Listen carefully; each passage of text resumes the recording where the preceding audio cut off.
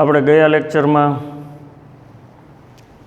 3 નિત્ય સમો શીખાતા, એમાંથી 9 ફોર્મ્યુલા સૂત્રો બનાવી હતી આપણે. પછી એકમ વર્તુળનું સમીકરણ કેવી રીતે આવે એ જોયું હતું. R2 યામ પદ્ધતિ જોઈ હતી, જેમાં કોઈ પણ બિંદુ લેવામાં આવે ચરણમાં તો એના 2 મૂલ્યો મળે છે, x યામ અને y યામ. હવે આપણે આને એકમ વર્તુળની અંદર આગળ વધવાના છીએ. આપણે હવે એકમ વર્તુળની અંદર એકમ વર્તુળ શું છે એ આપણને યાદ છે કે જે વર્તુળનું કેન્દ્ર ઉગમ બિંદુ હોય અને ત્રિજ્યા 1 એકમ હોય તેવા વર્તુળને એકમ વર્તુળ કહેવાય. એનું સમીકરણ પણ આપણે મેળવ્યું હતું. હવે આનું કેન્દ્ર છે એ ઉગમ બિંદુ છે અને 1 એકમ ત્રિજ્યા છે. એટલે અહીંયા એ બિંદુ લઈ x અક્ષની ધન દિશા સાથે, તો આના યામ 1 અને 0 આવે છે. શું કામે આવે છે એ વાત આપણે ગયા લેક્ચરમાં કરી ગયા છીએ. અહીંયા બી બિંદુ, આના યામ 0 અને 1 આવશે. શું કામે આવે છે એ વાત આપણે કરી ગયા છીએ. સીના યામ -1 0, આ સી બિંદુ છે, આ ઉગમ બિંદુની ડાબી બાજુ છે એટલે x યામ માઇનસ આવશે. y યામ તો 0 જ આવે, કારણ કે x અક્ષ પર આવેલા કોઈ પણ બિંદુનો y યામ હંમેશા શૂન્ય હોય. અને ડી 0 અને -1 થશે. તો આ 4 બિંદુઓ આપણને આપેલા છે. પણ હવે અહીંથી આપણે ખૂણાઓ સાથે ત્રિકોણમિતિને આગળ વધારવાની છે. તો અહીંયા આપણે ખૂણો લઈએ તો અહીંયા 0 અંશ x અક્ષની ધન દિશા સાથે આનો ખૂણો છે 0 અંશ લેશું આપણે. ત્યાંથી x અક્ષની ધન દિશાથી શરૂ કરી તમે y અક્ષ સુધી પહોંચશો એટલે અહીંથી અહીંયા સુધી આ કાટખૂણો બને છે. એટલે આ 90 અંશનો ખૂણો થશે. એટલે આ 90 અંશ અહીંથી અહીંયા પહોંચ્યા એટલે આ ચાપ છે એ 90 અંશની બનશે. હવે 90 અંશમાં પાછા અહીંયા આવીએ તો 90 અંશ ઉમેરવા પડે એટલે 180 અંશ થશે. આ પાછા આમની અંદર 90 અંશ ઉમેરશો એટલે 270 અંશ થશે. આ અને પાછા 90 અંશ ઉમેરશો 360 અંશ થશે. તો અંશ મૂલ્યો છે. હવે 45 અંશ જોતા હોય તો આ 0 થી 90 છે એના અડધા થઈ જાય, બરાબર છે. 135 જોતા હોય તો 90માં 45 ઉમેરી 135 બની જાય. તો અને બીજું એકમ વર્તુળ છે એ x અક્ષની ધન દિશાથી ડાબી બાજુ એનું પરિભ્રમણ થાય છે. એટલે જે ચક્ર છે એકમ વર્તુળનું એ ઘડિયાળના કાંટાની વિરુદ્ધ દિશામાં આવે છે. એટલે ઘડિયાળના કાંટાની વિરુદ્ધ દિશામાં તમારે જવાનું રહેશે. 90 અંશ, 0 અંશ, 90 અંશ, 180, 270 અને પાછું ચક્કર પૂરું કરી 360 અંશ થશે. હવે આ છે આ પહેલું ચરણ થયું. હવે આના જ મૂલ્યો મારે પાછા જોતા હોય તો રેડિયન મૂલ્ય અને અંશ મૂલ્યો છે એના વિશેનો અભ્યાસ આપણે આ વખતે કરવાના છીએ. તો અંશ મૂલ્ય અને રેડિયન મૂલ્ય છે એની વચ્ચેનો જે તફાવત છે એ આપણે શીખવાનો છે.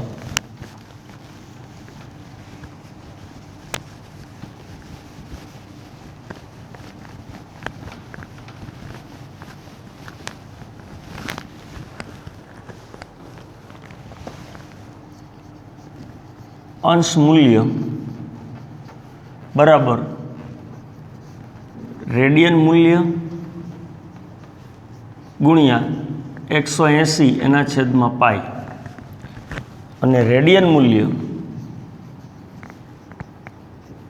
મૂલ્ય બરાબર અંશ મૂલ્ય ગુણ્યા 180 એના છેદમાં પાઈ. પાઈના છેદમાં 180, પાઈના છેદમાં 180. આ 2 સૂત્રો છે. અંશ મૂલ્ય મેળવવું હોય તો આ સૂત્રનો ઉપયોગ કરવાનો અને રેડિયન મૂલ્ય મેળવવું હોય તો આનો. આપણે ત્રિકોણમિતિ ભણશું એમાં 2 પ્રકારના મૂલ્યોનો ઉપયોગ આવશે, અંશ મૂલ્ય અને રેડિયન મૂલ્ય. 2 રીતે આપણે ભણવાનું થશે. ધારો કે મારી પાસે અંશ મૂલ્ય છે 0 અંશ છે, 0 અંશ, તો એને ગુણ્યા પાઈના છેદમાં 180 કરું તો એનો જવાબ 0 જ આવે. એટલે 0 રેડિયન આનો જવાબ થાય. 0 અંશ લેવામાં આવે તો એનો જવાબ 0 રેડિયન થાય. આર લખો કે ન લખો એનાથી કંઈ ફેર પડતો નથી. હવે અંશ મૂલ્ય ધારો કે હું 30 અંશ લઉં છું, 30 અંશ, તો એને ગુણ્યા પાઈના છેદમાં 180, બરાબર. તો અહીંયા થશે 3 6 18 π/6. એટલે આપણો વાત એ થશે કે 30 અંશને કેટલા રેડિયન કહેવાય તો કે π/6. હવે આવી રીતે તમે 45 અંશ લઈ લ્યો તો 45 ગુણ્યા પાઈના છેદમાં 180 કરવાના. 45 ચોખ્ખું 180 થાય એટલે આ π/4 થશે. એટલે આ વાત થઈ કે 45 અંશ આપેલા હોય તો એને કેટલા રેડિયન કહેવાય, તો કે π/4 કહેવાય. આવી જ રીતે 60 અંશ હોય આપણી પાસે, એને ગુણ્યા π/180. આ એક જ વસ્તુ યાદ રાખવાની છે, 6 3 18 એટલે π/3 થશે. આ તો 60 અંશ આપેલા હોય તો એનું મૂલ્ય π/3 રેડિયન થાય. એવી રીતે 90 અંશ આપેલા હોય તો એને ગુણ્યા π/180 અંશ કરીએ આપણે, 9 2 18 એટલે આ π/2 થશે, π/2 બરાબર. એટલે 90 અંશને કેટલા રેડિયન કહેવાય, તો કે π/2 રેડિયન. અને રેડિયન મૂલ્યમાં પાઈ આવશે અને અંશ મૂલ્યમાં અંશનું ચિહ્ન આવશે. હવે 180 અંશ છે, π/180 કરીએ આપણે તો પાઈ થાય. તો 180 અંશને પાઈ રેડિયન કહેવાય, 180 અંશને પાઈ રેડિયન. આ જ વાત છે આપણે ઉલટી રીતે રજૂ કરીએ કે ભાઈ મારી પાસે π/3 રેડિયન છે તો એને કેટલા અંશ કહેવાય, તો કે અંશ મૂલ્ય જોતું હોય તો રેડિયન મૂલ્ય હોય અને 180/π વડે ગુણી નાખો તો આનો જવાબ આવશે પાઈ કેન્સલ, 3 6 18 એનો મતલબ 60 અંશ આવશે. એટલે π/3 જે છે એને કેટલા અંશ કહેવાય, તો કે 60 અંશ. એવી રીતે π/4 હોય તો 180/π વડે ઉલટું ગુણી નાખો, પાઈ કેન્સલ, 45 ચોખ્ખું 180 થાય તો આને 45 અંશ કહેવાય. એટલે વાત આ થઈ કે π/4 રેડિયન હોય તો 45 અંશ થાય અને 45 અંશ હોય તો π/4 રેડિયન થાય. આ સૂત્ર દ્વારા મળે. π/6 લઈએ આપણે, એને કેટલા અંશ કહેવાય, તો કે એને ગુણ્યા π/180/π લખી નાખો, પાઈ ઉડી જશે અને આ થશે 30 અંશ. આ 30 અંશ થશે. એટલે જો π/6 રેડિયન હોય તો એને કેટલા અંશ કહેવાય, તો કે 30 અંશ. અને 30 અંશ હોય તો એને કેટલા રેડિયન કહેવાય, π/6. તો અહીંયા π/2 હું અહીંયા લઉં તો એને ગુણ્યા 180/π કરીએ આપણે તો આ 90 અંશ થશે. તો પાઈ કેન્સલ, 90 2 180 એટલે 90 અંશ આવ્યા. એટલે π/2 રેડિયન હોય તો એને 90 અંશ કહેવાય. આવી રીતે હું પાઈ રેડિયન લઈ લઉં તો 180/π વડે ગુણવાથી 180 અંશ જ આવ્યા. એનો મતલબ પાઈ રેડિયન હોય તો 180 અંશ થાય અને 180 અંશ હોય તો પાઈ રેડિયન થાય. એટલે બહુ સિમ્પલ બાબત એ છે કે અંશ માપને રેડિયનમાં ફેરવવાના અને રેડિયન માપને અંશ માપમાં ફેરવવાના બે સૂત્રો છે. આ બે સૂત્રો તમારે 5 વખત લખી નાખી અને યાદ રાખવાના છે. કોઈ પણ અંશ મૂલ્ય આપેલું હોય એને ગુણ્યા π/180 કરતા જાઓ એટલે તમને જે જવાબ મળે રેડિયન મૂલ્ય. અને કોઈ પણ રેડિયન મૂલ્ય આપેલું હોય એને તમે 180 એને છેદમાં પાઈ કરી નાખો એટલે તમને અંશ મૂલ્ય મળશે. તો અંશ અને રેડિયન અને અંશ બે પ્રકારના મૂલ્યોનો અભ્યાસ આપણે 11-12 સાયન્સમાં કરવાનો છે. તમારા ગણિતમાં બે પ્રકારના મૂલ્યો હશે ખૂણાઓના, એક અંશ માપ હશે ખૂણાઓનું અને એક ખૂણાઓનું રેડિયન માપ હશે. તો રેડિયન માપ કોને કહેશું, તો કે પાઈવાળા મૂલ્યો છે બધા રેડિયન મૂલ્યો છે. પાઈ વગરના મૂલ્યો છે જેના પર અંશનું સંકેત આવેલો છે, અંશ મૂલ્ય છે. તો રેડિયનનું અંશ અને અંશનું રેડિયન માપ મેળવતા આવડી જાય પછી આ મૂલ્યો આપણે એકમ વર્તુળ ઉપર પણ દર્શાવી શકશું. એકમ વર્તુળ ઉપર આ મૂલ્યો લેવા હોય તો કઈ રીતે લઈ શકાય.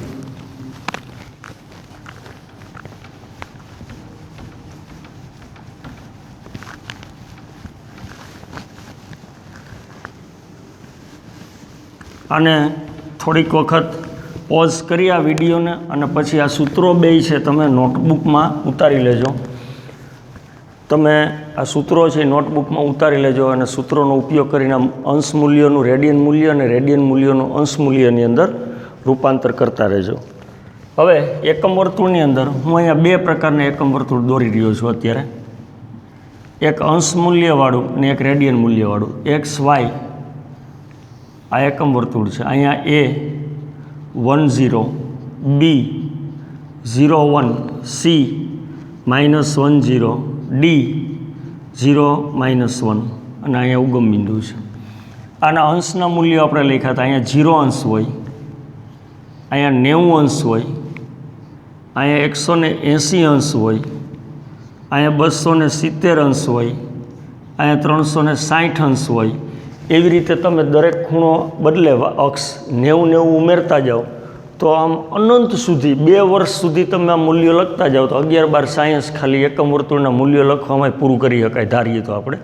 પણ આપણી જરૂરિયાત જે ખૂણા પૂરતી હોય એટલા આપણે 2 ચક્કર કમસે કમ આપણે લગાવી શકતા હોવા જોઈએ. બાકી આનો કોઈ અનંત છે, આ બાજુ અનંત મૂલ્ય આવશે, આ બાજુ અનંત, આ બાજુ અનંત અને આ બાજુ અનંત, બરાબર. પણ કહેવાનો અર્થ એ થાય કે આ 360 છે, 9 4 36, 9 5 45, તો આપણે કહી શકીએ કે જેટલું 90 અંશના ખૂણાનું મૂલ્ય છે ને એટલું 450 અંશના, કારણ કે બે એક જ બિંદુ આગળનો ખૂણો છે. આ જે ખૂણો છે આ આપણને આપેલો એનું મૂલ્ય 90 કહી શકાય, 450 કહી શકાય, આ ખૂણોને 0 કહી શકાય, 360 કહી શકાય. એટલે એક જ ખૂણાના જુદા જુદા નામ આવી શકે, પણ એ 90ના ગુણકમાં આવશે. એની સાથે 90નો ગુણાકાર સાથેનો કોઈ પણ એક સંબંધ હશે અહીંયા. તો આ અંશ મૂલ્યો હતા. હવે રેડિયન મૂલ્ય આપણે અહીં લખવાના હોય આપણે, તો રેડિયન મૂલ્યો કેવી રીતે લખી શકાય? તો કે અહીંયા A10 x y ઉગમ બિંદુ, B01 C -1 0 અને D 0 -1. હવે અહીંયા 0 અંશ અને 0 રેડિયન બે એક સરખા જ થયા હતા. 0 અંશ અને 0 રેડિયન બે એક જ જગ્યાએ હોય છે.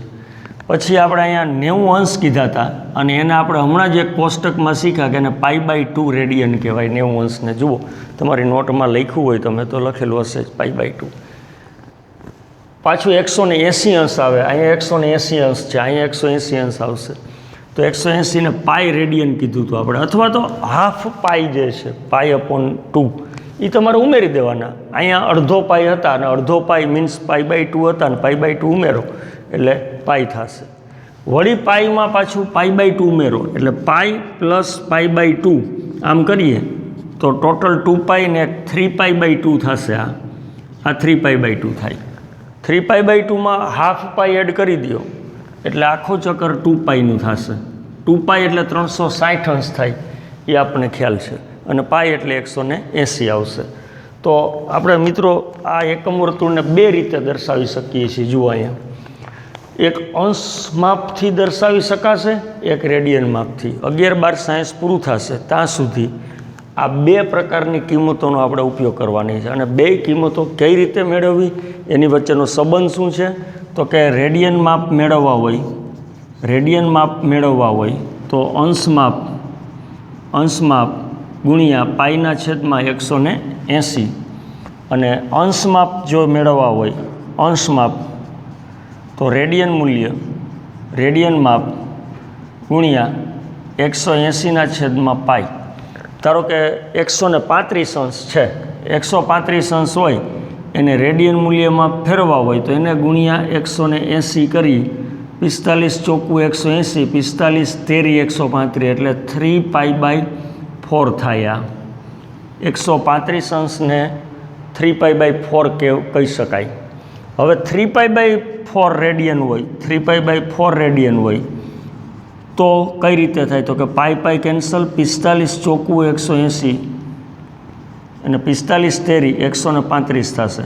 તો 35 અંશને 3π/4 રેડિયન કહેવાય અને 3π/4 છે એને 135 અંશ કહેવાય.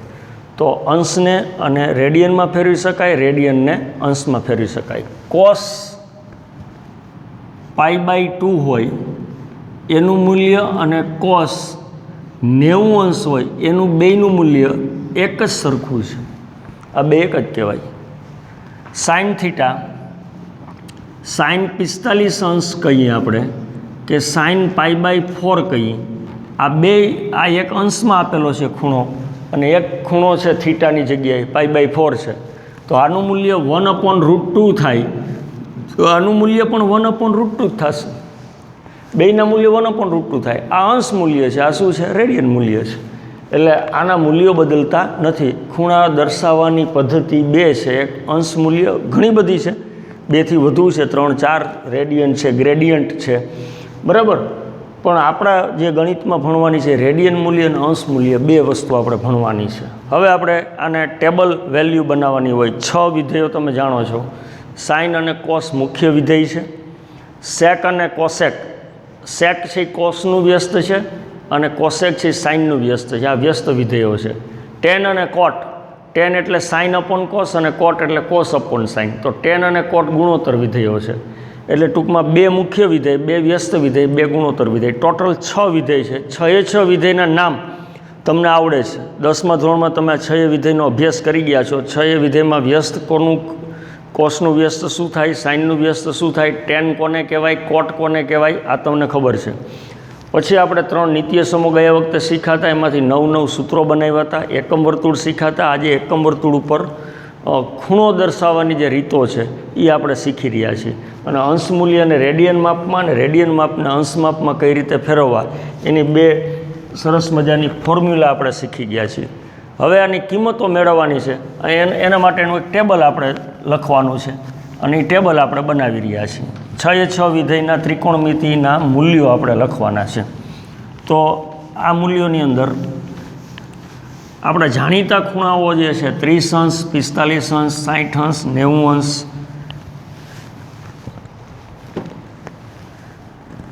અહીંયા 0 અંશ, અહીંયા 30 અંશ, અહીંયા 45 અંશ, 60 અંશ અને 90 અંશ. આ ટેબલ તમે 10માં શીખીને આવ્યા છો, તમને ખ્યાલ જ છે.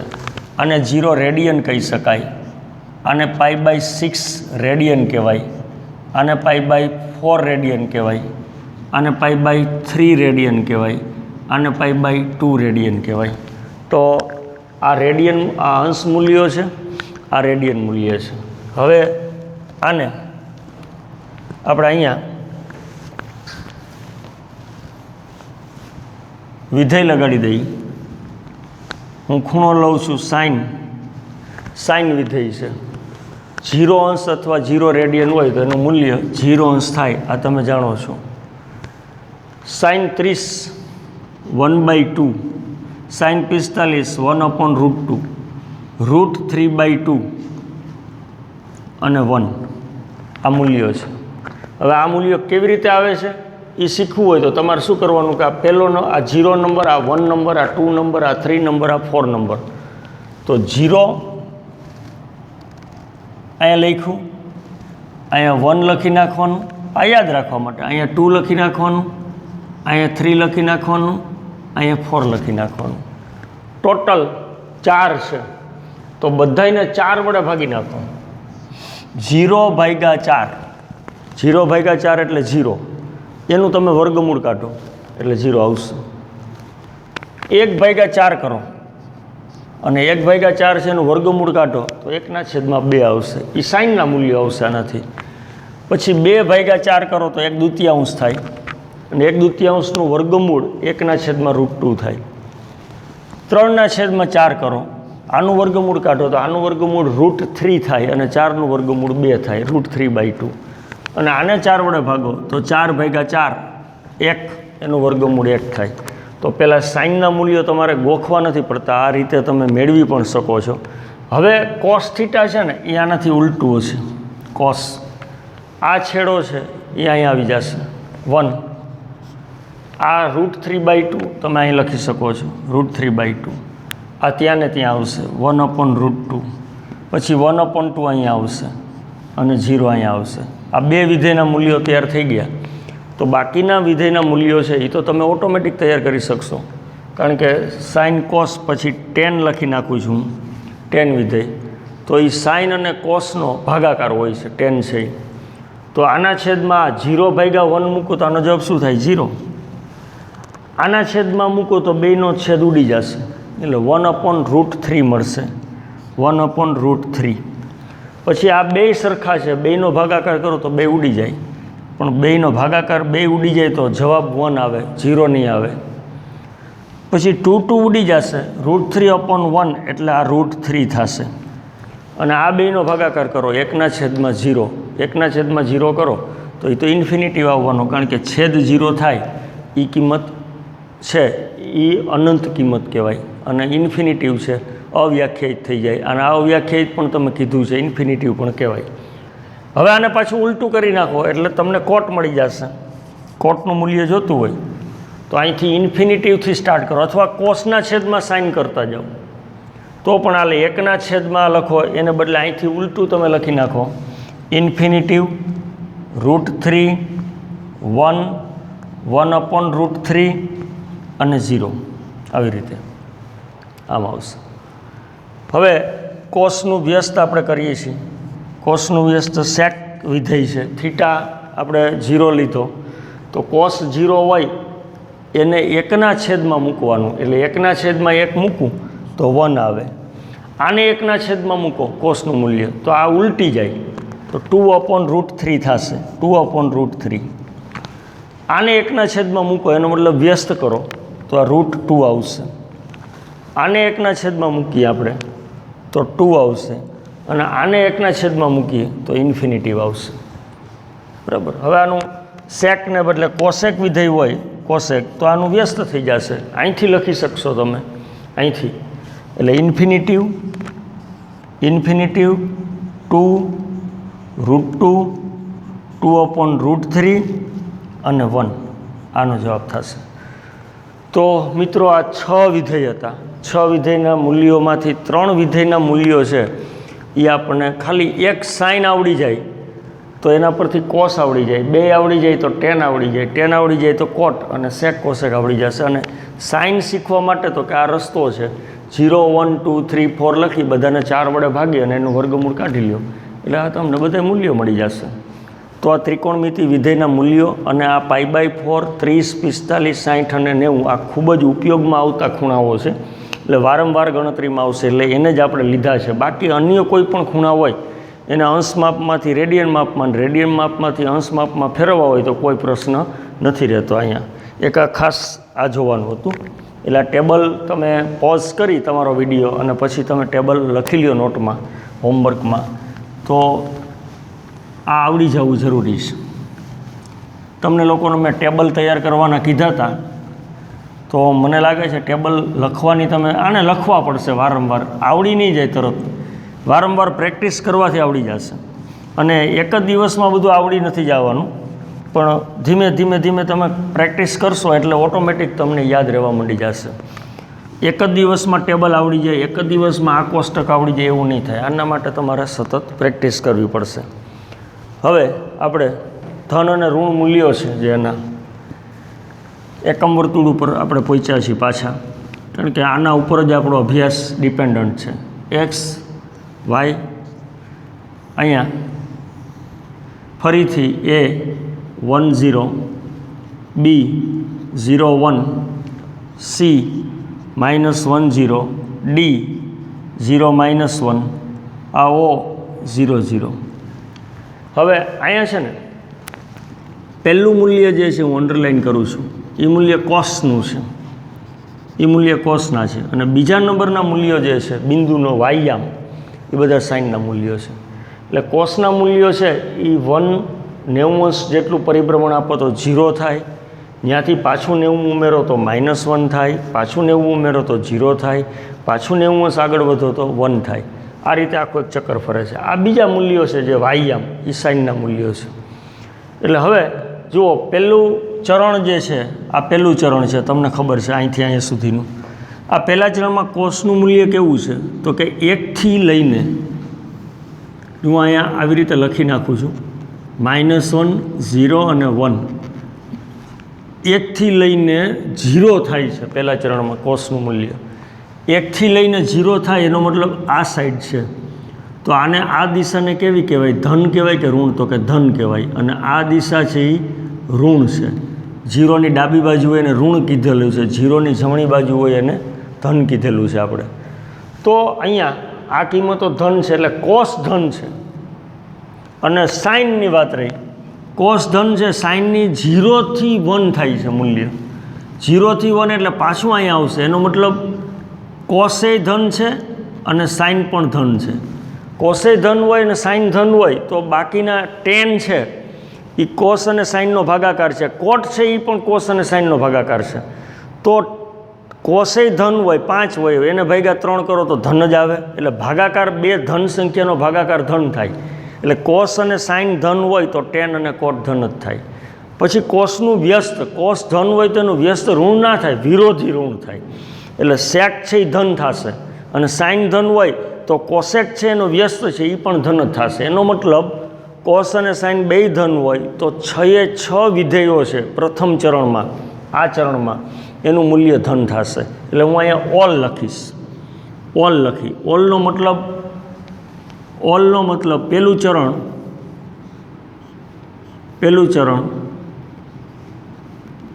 અહીંયા ઓલ એનો મતલબ બધા જ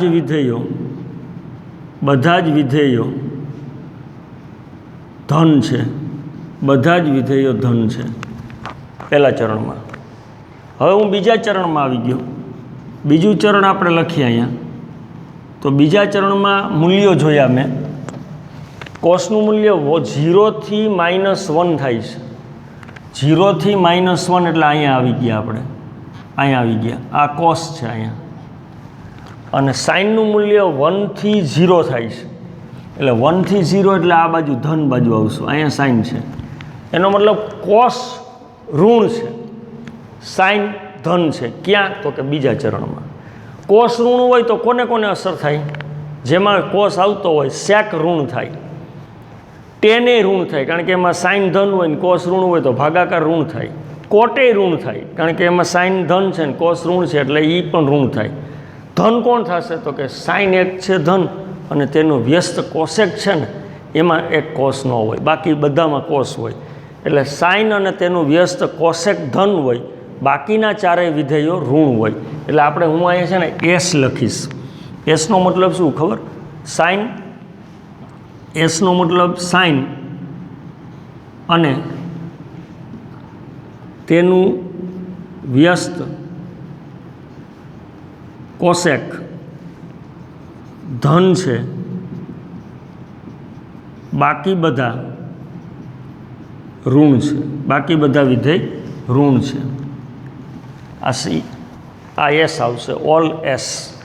હવે ચરણ નંબર 3 એની વાત કરી, ત્રીજા ચરણની. ત્રીજા ચરણમાં આપણે જોઈ લઈએ. અહીં શું આપ્યું છે? તો કે ત્રીજા ચરણમાં -1 થી 0 કોસ થાય છે. -1 થી ચાલતા થયા 0 એ પૂરું થયું ત્રીજું ચરણ. એનો મતલબ એ ઋણ છે કોસ. અને સાઇન છે બીજા નંબરનું, એ 0 થી -1 થાય છે ચાલતા ચાલતા. તો આ એ ઋણ. બે ઋણ હોય તો બેનો ભાગાકાર ધન થાય, એટલે ટેન અને કોટ ધન થશે. પછી કોસ ઋણ હોય તો સેક ઋણ જ થાય, સાઇન ઋણ હોય તો કોસેક ઋણ જ થાય. એટલે ટેન અને કોટ ધન, બાકીના બધા ઋણ. એટલે અહીંયા ટી હું લખવાનો છું. અહીંયા ટી એટલે ટેન, અહીંયા લખશું ટેન અને તેનું વ્યસ્ત કોટ ધન છે, બાકી બધા ઋણ છે. બાકી બધા ઋણ છે. આ ત્રીજું ચરણ. હવે ચોથા ચરણ તરફ જઈએ. એમાં 0 થી 1 થાય છે. એનો મતલબ કોસ છે ને એ ધન, એનું મૂલ્ય ધન છે. સાઇન -1 થી 0 અહીંયા આવે છે આવી રીતે, એટલે આ ઋણ થશે. કોસ ધન હોય તો એનું વ્યસ્ત સેક ધન થાય, બાકીના બધા સાઇન ધન ઋણ, કોસેક ઋણ, ટેને ઋણ અને કોટે ઋણ, કારણ કે સાઇન ઋણ છે. એટલે હું અહીંયા સી લખીશ. તો સી આ ચરણ નંબર 4, ચોથું ચરણ. આમાં સીનો મતલબ તો કે કોસ અને તેનું વ્યસ્ત સેક ધન છે, બાકી બધા ઋણ છે. તો આપણે ચોથા ચરણમાં કયા વિધેયનું મૂલ્ય ધન હોય? તો કે કોસનું, અને બાકીના અને એનું વ્યસ્ત સેકનું, બાકીના ચારેય વિધેયના જવાબો ઋણ આવશે. તો આપણે યાદ કઈ રીતે રાખવાનું? All S T C. All એટલે બધા જ વિધેયો, અને ઓલ પ્રથમ ચરણમાં આવે, એસ બીજા ચરણમાં આવે. તો કે એસ એટલે સાઇન અને તેનું વ્યસ્ત કોસેક ધન, બાકી બધા ઋણ.